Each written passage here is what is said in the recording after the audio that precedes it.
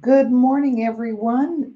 I'm Dr. Laurie Davis, and you're tuned in to the Today Show. And we're outside of our studio today due to extenuating technical challenges, so we apologize for starting just a little bit later. Good morning to you all. And of course, this is Fun Friday. So, of course, it started off with a little fun, not being able to stay on, a little internet deal.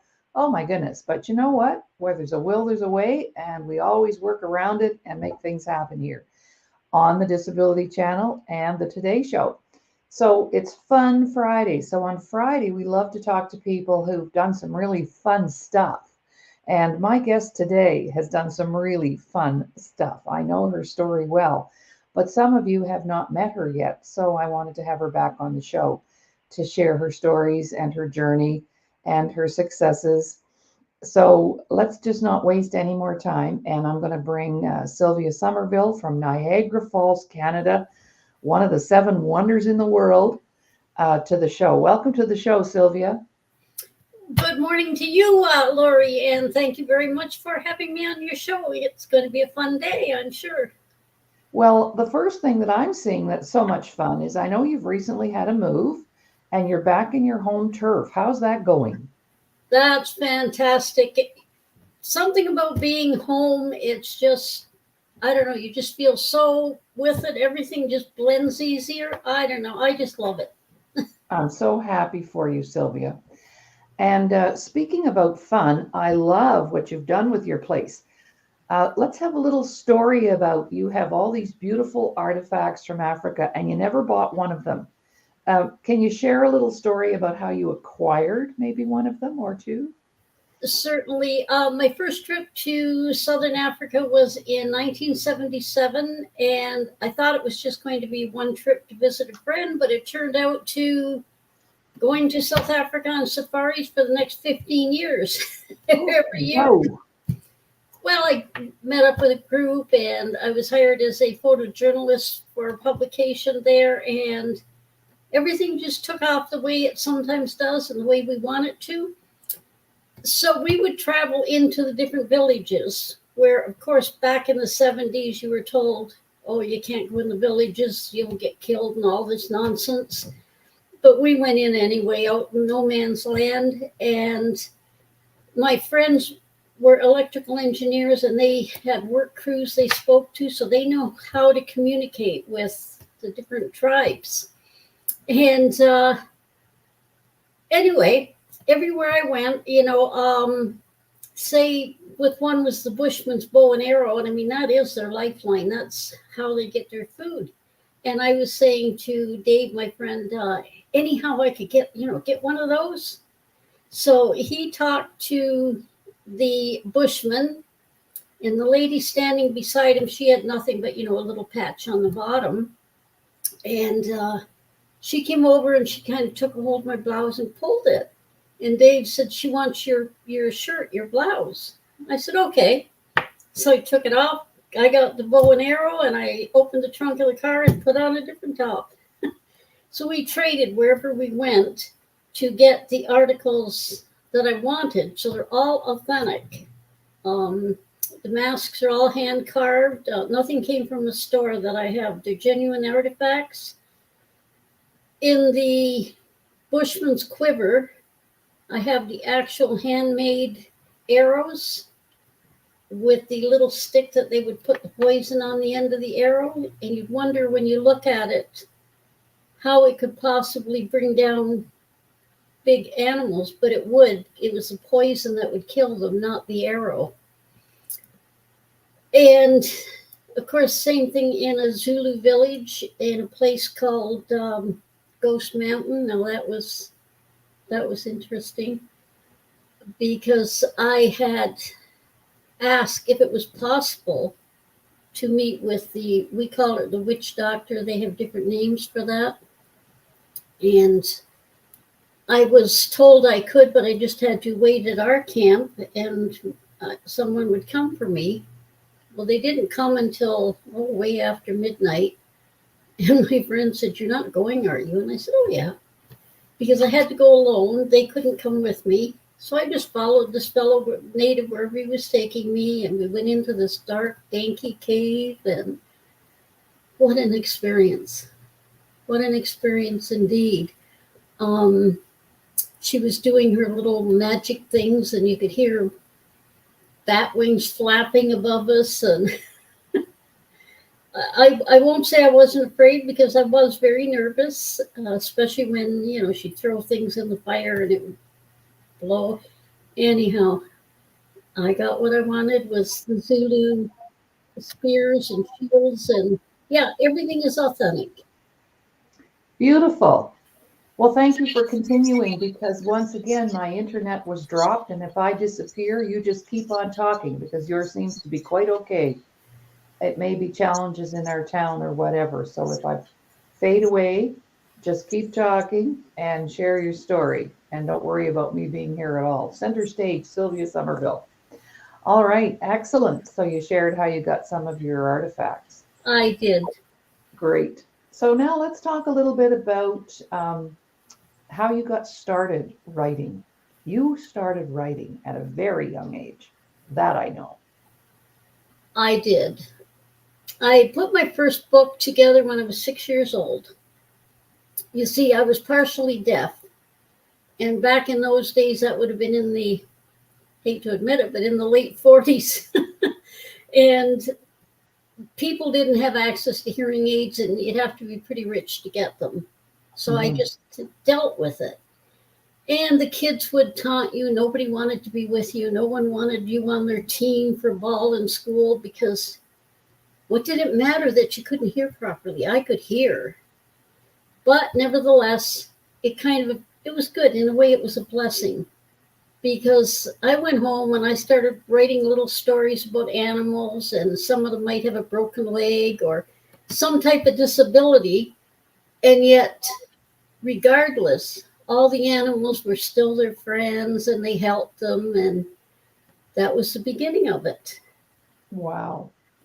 And I love that part of your story where, you know how kids go to bed at night and their parents read to them? Why don't you talk about that? I love that part of how things rolled out for you with your imagination. Well, my mom and dad realized at a very young age that I had this ability to tell stories, and they were very creative. So at night, when they would go in to read my siblings' bedtime stories, but they came into my room, and my mom or dad would say, "Tell me a story about an elephant," or "Tell me a story about a little boy in a pond," or whatever. And they said I would just like that lickety split, I'd start telling a story. That is so great. That is so great. Tell me a story. I'm not going to read you a story. Tell me a story. Great. Beautiful. Good morning, Kathy Bell. If we fade out, you stay tuned, because it's just my internet's acting up today. So, and I know Sylvia can carry the show if I get thrown out of here. All right. So let's talk a little bit about how that you got married, you had a family, but you also had a business. So talk a little bit about that. You evolved, or did it start with your first trip to Africa? I'm not quite sure of the timeline there, so just fill in the blanks for me. And when we come back after our break, I'll get you to kind of roll that out for us, so that we can get a chronological track of how things evolved for you. All right, because I think today you have about a total of 32 books under your belt. So we can talk about that later, though. So here we go. This would be where a person could advertise. If you'd like to be a sponsor on the show, if you'd like us to promote your upcoming event, your book, your products, your services, and 30 seconds looks something like this. And what I've discovered is you can say quite a bit in 30 seconds.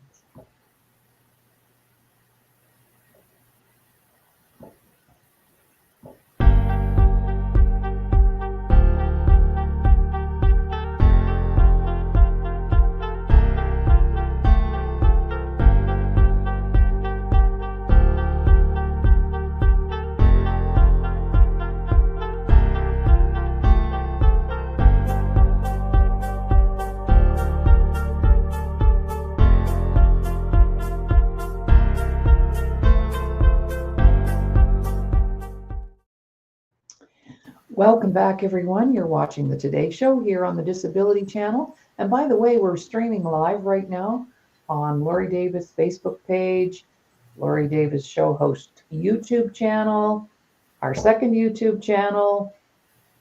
We go out to many platforms, the Disability Channel. We think we have right now around 15 platforms. And we have collaborated with Your Home TV in the United States. So a couple of shows a week. Kathy sends down a couple of our better shows each week. And when those go on the air, we have about 25,000 viewers per episode. So we're pretty excited about that. Of course, this is just the beginning of season 2 of the Today Show, with me being the host. The Today Show's been in existence for a long time, but when I was brought on as a host, it expanded to 5 shows a week. And here we are. So we're on Fun Friday. Monday, we do self-care, self-improvement, self-worth. Tuesday, we do finance with Dr. Ramin Modiri. He's amazing. Wednesday is all about wellness, keeping that balance. Thursday, special communities.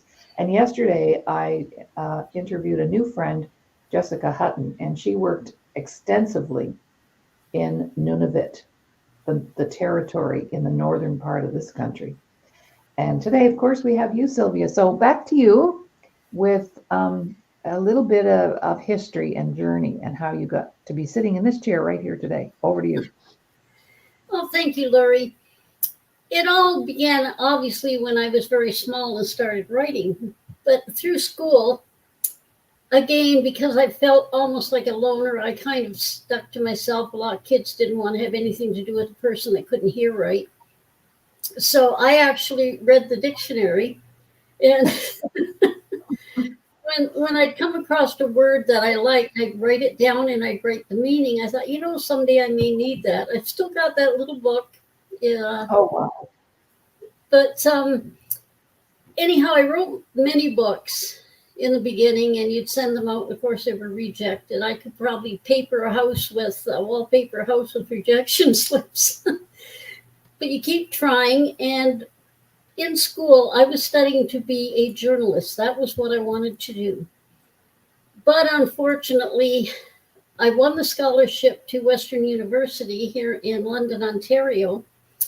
But there were 4 other kids, and my dad was a veteran, wounded in the war. He couldn't, he didn't earn a lot of money. So he said, the scholarship only covered my tuition and books, and I'd have nowhere to stay. And I was only 15. I graduated high school early. So unfortunately, I had to give it up. Now, just because I gave up a scholarship didn't mean I gave up the dream. I was determined to do it. So I started writing books, more so, and getting right into it. And in 1976, my first book, Tribulum, was published. And lo and behold, to my surprise, it became a bestseller. So it wasn't very long after that, the local newspaper called me and asked if I wanted to come down and have an interview for a job. And I'm thinking, wow, this is my dream beginning. So I went down, and he hired me as a correspondent. He had hired several other ladies that day as well. And I found it a lot different writing for a newspaper than writing a book. It's a whole different format, a whole different set of rules. And I kept having to do rewrites. So I turned around to this seasoned reporter that sat behind me in the newsroom, and I asked her if we could have a little chat about things. I was having a few problems. So her and I went out and had coffee, and she asked where I graduated from. Where did you get your degree? And when I told her I didn't have one, well, she started to laugh because she said, you can't get this job without a university degree. Well, here I was. I had my degree. I didn't have my degree, but I was working. So she mentored me. And that's one of the reasons why I like mentoring other people on these writers' workshops that I do online. So with the first book, my girlfriend in Cape Town, South Africa, invited me to come over. She said, you got to see Africa, lots to write about. And I thought my husband would go, but he had health issues that would keep him from flying. So that was okay. I said, I'm not going. Well, on my birthday, he gives me a ticket, traveler's checks, itinerary. He said, you're leaving in 3 weeks. And I thought, oh my goodness. Because at that point, I'd never been in an airport. I believe I was about 30, 31. I'd never been in an airport. I had 2 small children, and he had already made arrangements for a homemaker to come in and be there when he was at work. So off I went to Africa. Funny story. When I arrived, I'd never heard a South African accent. I'm completely on my own. I'm going through immigration. They have my suitcase opened. And what I thought I heard, because I don't hear right, I thought I heard him say, do you have boobs? If you have boobs, I must see them. Well, obviously I started to sweat. I didn't know what to do. And the other fella comes up and wants to know what the holdup is. And he said, well, she won't tell me if she has Playboy or Penthouse. So I figured out they were asking about books. Anyway, that was my first funny story in Africa. So from then we went on safaris, and I simply fell in love with the wildlife. The cities are the cities. Cape Town is like Toronto. You know, it's a big city, lots of people, things going on. But you get out into the African wildlife, into the bush, and it is so amazing. And back in those days, we did walking safaris. I don't think they do them very much nowadays because a lot of people don't pay attention. So I started my safaris and taking photos and video, and that's where my book, Dark Sun, Dry Rain, came from. You can get that on Amazon as well. It was a short collection of short stories about Africa. Some of them are very emotional and some of them are absolutely hilarious. They all are true stories and they all took place. So my friend Joyce, who lives in Cape Town, she said to me a couple years later, she wrote and she said, you know, I have a friend who owns a magazine, very popular magazine, and they're looking for freelance photojournalists. She said, it's just right up your alley. So she got me an interview with him, and I went back to Africa that year, and I took some of my photography work with me, obviously, and he hired me. So that was the beginning, and I fell in with a group of people who were building little, they used to call them stations. They were just kind of a little complex where natives could come and they built the huts, and they had a school and a little church, and anyone could come and live there. The only requirement was the children had to attend school and they had to go to church on Sundays. And when I went to Africa, I'd spend a month on this little settlement community, helping them, learning to do the farming, how to grow, I believe it was corn and soy and a few other things.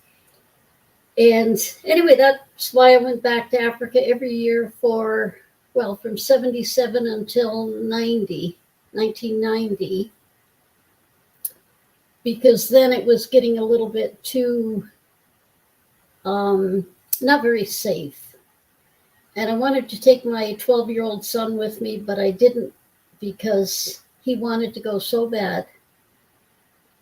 But if he ever got separated, and during those days it was a little bit wilder Africa than we like to think about, but it all straightens itself out. Those were the days of the Steve Biko when he was killed in prison, and the newspaper editor who had to escape with his family from South Africa to London, back to his hometown at the risk of his life and his children's. That's in a book called Cry Freedom. It's all a part of Africa. So now I was going back to Africa every year and writing. And I was back in Africa in 2017. A few years ago, I went back to spread some of my husband's ashes. In 2000, my husband got cancer, and I had to kind of put my businesses on the back burner for a while. What I had done when I started working as a correspondent, I didn't like the idea that the news was not always the news. A lot of things were covered up, and I didn't like that. So I started a monthly periodical. It was called the Chippewa Times. And I ran it monthly, and I would tell good news. Children would come to my door and ask me, hey, I wrote a poem. Would you put my story in your paper? Of course I would. And I put them right on the front cover. Here's just one copy of what the paper looked like. When I started that, I had told my friends I was going to start this periodical, pardon me. And they said, what do you know about doing that? I said, nothing. Well, then isn't it a waste of time? I said, no, I can do this. So I went out among the businesses and told them I was going to start up a monthly periodical, and I needed advertisers, obviously. It was one of the free periodicals that you see come out, but I needed the advertisement to support it. And I told them, I said, I design all the ads, I do all the graphics, etc. If you don't like the periodical when it comes out, if you don't like what's in it, or it just isn't your cup of tea, that's fine. I said, then you won't have to pay for it. That was quite a risk, but month by month it grew. I got more advertisers. And by the time I had to give it up because I had to take care of my husband 24/7, we were up to 10,000 issues every month. So it was really going good. Just showing people that you have to believe in yourself. You have a dream, and you should just follow your heart. Don't let someone else's words or ideas take you off the track that you're traveling on. If you want it, it's not going to be easy. I had a lot of ups and downs, but the business became successful. And as I said, when my husband had cancer, then I had to start looking after him 24/7. So my work was put on the back burner. But he was my support. He was my rock. And after a few months, he said to me, why haven't you finished those kids' books? I said, I'll get to it later. And he would sit in the room to make sure I was doing my work. He said, you got to get doing it. He said, you got to get back to traveling. But I didn't travel till after he passed. And I would be drawing dinosaurs. And he'd say, why are you painting it gray? These are for kids. I said, make it purple with yellow spots. So then I started my kids' books, and they've been going very well. I think Gloria loves them. I see you're back. So after that, I started writing the Africa book, and I wrote a book called Lost Behind the Wind Echoes. Now, a lot of people who have encountered loss, whether it's from divorce, a death in the family, a loss of your job, whatever. It's all the same trauma. Trauma is trauma. So I wrote this book all in verse. And I had so many people writing to me saying they just loved the book because it told them it's okay to get mad, it's okay to cry, it's okay to be ticked off with your life, because they're all emotions we have to go through. We all travel that road in life with some kind of disappointment, some kind of trauma. And again, the key is don't ever give up on you. No matter what life throws at you, you can overcome it. It just takes a little bit of work. And I agree, there were times when I felt so down, so low, I had to reach up to touch bottom. But I got here, my husband passed, and that sent me into a bit of a tailspin as well. But every time I thought, I'm not going to write anymore, I'm not going to do this or that, I remembered him sitting there in my office saying, do your dinosaurs this color? So of course I had to go on with it. And then one day I had a call from Laurie Davis. Now we all know the world is full of scammers. We're all used to it online. So Laurie calls me and she says, I see you've been following the show. And she had been following me. And she said, I'd like to have you on my show. Now, this was almost 3 years ago. And my first instinct was that she was a scammer. So I said, oh, yeah, sure. And I didn't think any more about it. So a week before the date we had picked, Laurie calls me, giving me the details of how we're going to do it and all about the show. And I'm thinking, oh, my goodness, it's real. So that was kind of the beginning of the journey to getting more. You need to have exposure. You need to have promotion. You need to let people know who you are and what you're doing. And Laurie gave me that self-confidence again to go out and promote me, promote my work, and just live the journey that's going to take me to my dreams.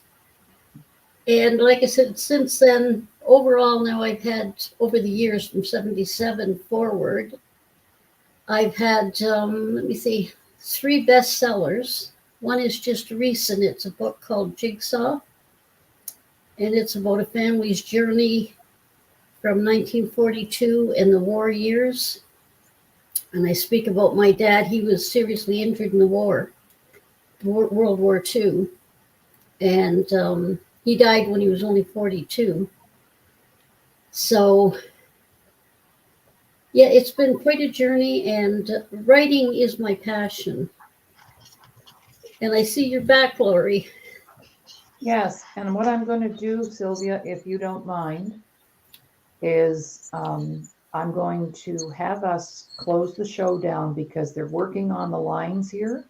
That's why my internet is intermittent. I did a little phone call there, and I'd love for you and I to get together over the weekend and redo the show, if that's okay with you. Absolutely. All right. So we'll say goodbye for now because I don't want the interruption again for you. And my internet's very unstable today, but they're working on the lines, I guess, today. I called my provider. And so we'll be back. We'll be back on Monday. We'll probably do a special edition of this particular show, maybe again on Monday as well, besides the other one. And we'll catch up with you, Sylvia. And apologies to our viewers, but that's just the way things are. And I just don't want to risk this going down again. So thank you, Sylvia, for being here today. Oh, you're very welcome. Things happen. I'm Yes, good. I know. All right. Well, we'll be back, and I'll make sure that this is okay. So probably now it's on to stay. Who knows? But I don't want to risk that. All right. So thank you so very much. And you've been watching the Today Show here on the Disability Channel with a few disabilities this morning. And but that's all right. We keep on trucking anyway. So bye for now. And Sylvia, you'll be back shortly. Okay. Okay. Bye-bye. Bye.